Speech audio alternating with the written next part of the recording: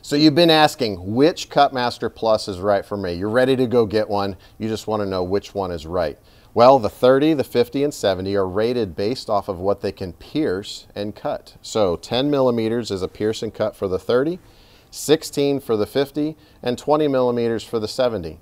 There's a second piece of information that you really need to look at too, and that is the 30 is geared toward the maximum capability of single phase 230 volt power out of the wall, right? You got to pay attention to your power. If you do have access to bigger power, meaning 3-phase 400 volt, then you can look at the 50 and the 70. At that point, you have lots of power available to you. You got 16 amp plug that comes on the 50, so that's 400 volt 16 amp.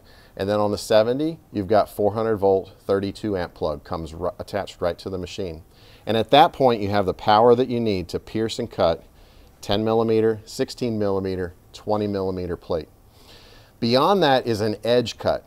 An edge cut or a max severance cut is the maximum capability of the machine. And that is essentially double of what your pierce is. So you could pierce 10 millimeter, but you can edge cut up to 20. You can pierce 16 millimeter with the 50, but you can edge cut up to 32 millimeter.